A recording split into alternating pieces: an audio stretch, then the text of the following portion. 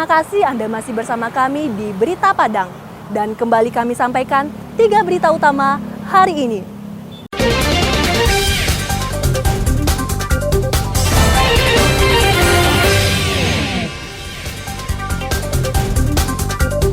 Pembobol rumah kosong di Tanah Datar diringkus polisi.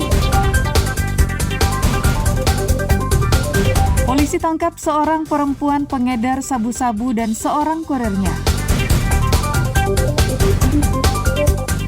KPU Bukit Tinggi tetapkan Ramlan Ibnu sebagai wali kota Bukit Tinggi.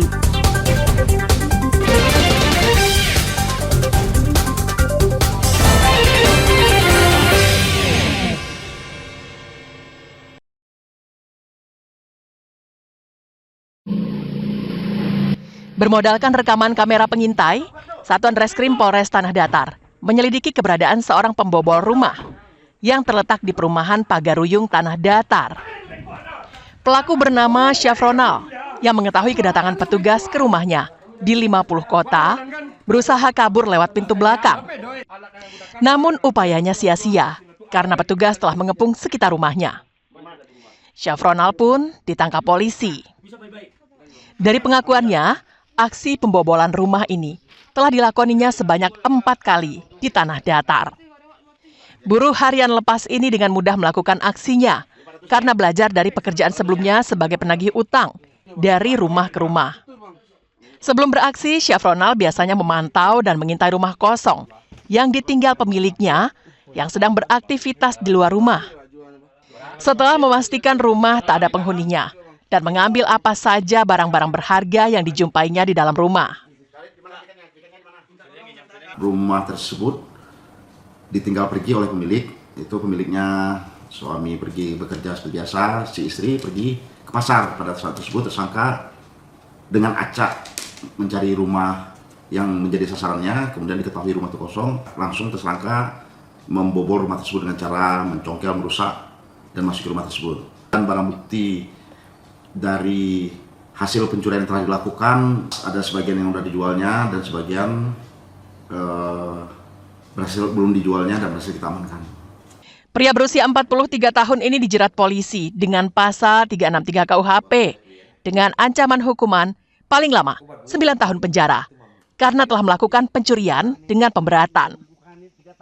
Sri Louis melaporkan dari Tanah Datar.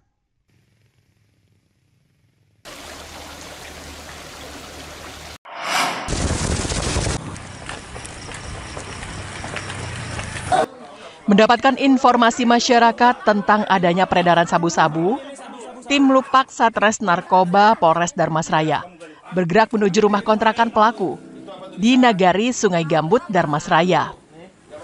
Di rumah ini, polisi menangkap seorang wanita muda yang bernama Julisa Nabila Putri dan masih berusia 22 tahun yang tengah asyik menikmati sabu-sabu. Saat digeledah, polisi menemukan barang bukti 5 paket sedang sabu-sabu yang disimpan dalam kotak cermin kosmetiknya. Sabu-sabu ini rencananya akan diedarkan. Selain sebagai pemakai sabu-sabu, Julisa sehari-hari berprofesi sebagai pemandu lagu di tempat karaoke. Adalah juga seorang pengedar sabu-sabu. Wanita muda ini menjadikan pengunjung tempat karaoke sebagai konsumennya. Dalam pengakuannya, sebagian barang haram itu telah diberikan kepada seorang pria yang berperan sebagai kurir untuk mengantar sabu-sabu pesanan pelanggan. Kurir itu kemudian ditangkap polisi di salah satu penginapan yang berada di Darmasraya. Dari tangan kurir, polisi menyita 1 paket kecil sabu-sabu. Kedua pelaku selanjutnya dibawa ke Mapores Darmasraya untuk menjalani pemeriksaan lebih lanjut. Telah kembali berhasil melakukan penangkapan terhadap orang yang diduga melakukan pengedaran dan penyalahgunaan narkotika jenis sabu-sabu yang beralamat di Jorong, Muaramaung, Kenagiran Sungai Gambut, Kecamatan Pulau Punjung. Adapun dasar penangkapan adalah adanya informasi dari masyarakat bahwasanya ada diduga orang melakukan pengedaran atau penggunaan narkoba jenis sabu-sabu di rumah kontrakan. Kedua pelaku dijerat polisi dengan Undang-Undang Nomor 35 Tahun 2009 tentang narkotika dengan ancaman hukuman paling lama 20 tahun penjara. Eko Pangestu melaporkan dari Darmasraya.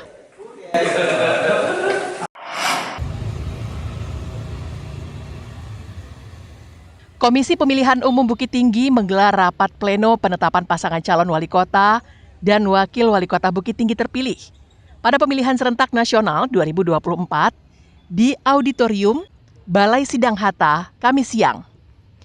Pada rapat itu, KPU menetapkan pasangan Ramlan Nurmatias dan Ibnu Aziz secara resmi sebagai pasangan wali kota dan wakil wali kota Bukit Tinggi terpilih periode 2025 hingga 2030.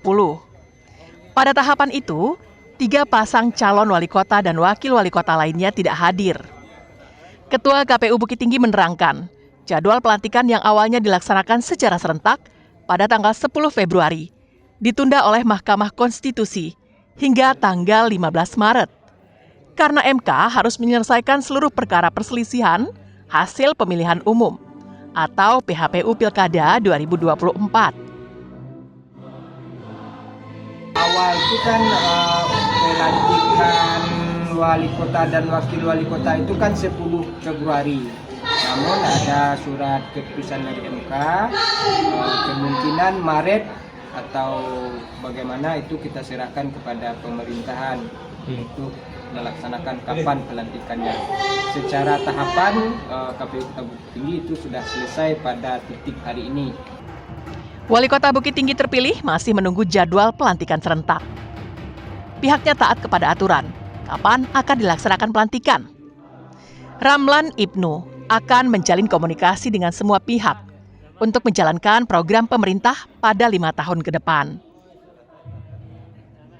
Ya, sampai sekarang yang jelas belum ada, karena itu peraturan presiden dalam pengangkatan kepala daerah, ya kan ada perpresnya. Nah kalau ini diundur tentu ada berubah perpres. Tapi perpres itu sampai sekarang belum ada perubahannya. Nah masih kita menunggu. Pokoknya kita mau Februari kah, Maret kah, apa kita tunggu saja. Kita ikut aturan saja. Oke. Dan sekalian lah mau undang-undang makan di ini. Pilwako Bukit Tinggi 2024 diikuti oleh 4 pasangan calon hasil pemungutan suara pada tanggal 27 November lalu. Pasangan calon nomor urut 4 Ramlan Nurmatias dan Ibnu Aziz meraih suara terbanyak dengan perolehan lebih dari 31.400 suara atau 51,7% pemilih. Dina Amrina melaporkan dari Bukit Tinggi.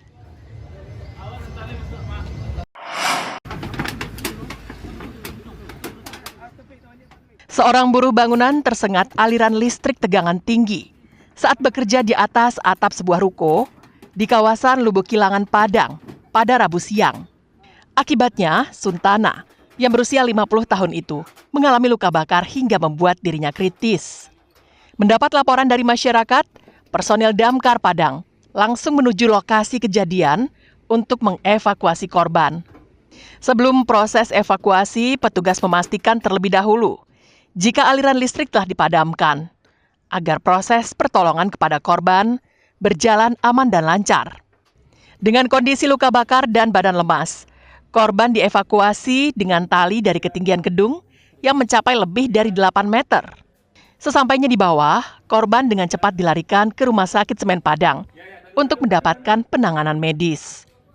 Kasih-Ops Damkar Padang, Sutopo, mengatakan korban tersengat listrik ketika tengah bekerja mengecat gedung. Saat itu, tangkai cat yang digunakan korban menyentuh kabel aliran listrik tegangan tinggi hingga korban tersetrum. Kami dapat laporan dari masyarakat bahwa ada seseorang tersetrum di lantai 2 di atas atap. Di situ beliau melakukan pengecatan, cuma mungkin secara kebetulan menyinggung tangkai catnya ke listrik tegangan tinggi, sehingga beliau kena setrum dan minta bantuan ke Dinas Pemadam Kebakaran untuk menurunkan korban. Kami proses evakuasi sekitar kurang lebih 10 menit. Kondisi korban sangat kritis. Saat ini korban dalam penanganan intensif dokter di Rumah Sakit Semen Padang. Alfi melaporkan dari Padang.